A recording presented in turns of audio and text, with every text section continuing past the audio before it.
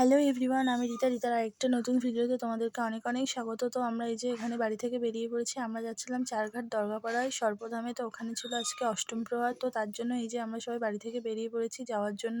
তো এই যে আমরা চারঘাটে চলে এসেছিলাম, আর যেখানে মানে যে মন্দিরে অনুষ্ঠানটা হবে তো সেখানে আমরা এই যে চলে এসেছিলাম। তো চলো ভিতরে যাওয়া যাক। তো প্রথমে ভিতরে গিয়ে এখানে এই যে সব ঠাকুরগুলোকে প্রণাম করে নিয়েছিলাম। আর চলো তোমাদেরকে একটু ঘুরে ঘুরে সবটা দেখাই।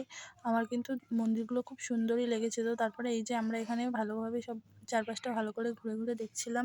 তো আমাদের এখানে মন্দির ঘোরা তো কমপ্লিট হয়ে গেছে। তারপরে গিয়ে এই যে আমরা বসে পড়েছিলাম কীর্তন শোনার জন্য।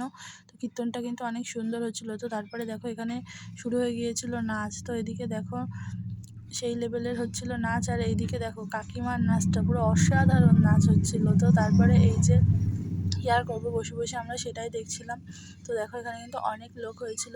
তোমরা যাদের চারঘাটের বা তার আশেপাশে বাড়ি তোমরা কিন্তু অবশ্যই এখানে এসো, অনেক ভালো লাগবে তোমাদের। তো তারপরে এই যে বাইরে চলে গিয়েছিলাম, গিয়ে এই যে একটু পাঁপড় খেয়ে নিয়েছিলাম। পাঁপড়টা অবশ্য কাকিমা খাইয়েছিল। তো তারপরে এই যে চলে গিয়েছিলাম ফুচকা খাওয়ার জন্য। তো ফুচকাটাও কিন্তু দাদু খাইয়েছিল। তো এখানে এই যে আমরা সবাই দাঁড়িয়ে পড়েছিলাম ফুচকা খাওয়ার জন্য। তো চলো ফুচকাটা খেয়ে নিই। তো ফুচকা খাওয়ার পরে আমরা চলে গিয়েছিলাম খাওয়ার ওখানে। তো দেখো চারপাশে কি ভিড়।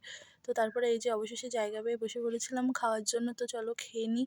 তো এদিকে আমরা এখন খাওয়া দাওয়া তো কমপ্লিট হয়ে গেছে। তো আমরা এখন খাওয়া দাওয়া করে বাড়ি যাই। তোমরা ততক্ষণে ভিডিও দেখতে থাকো। বাই, দেখা হচ্ছে পরের ভিডিওতে।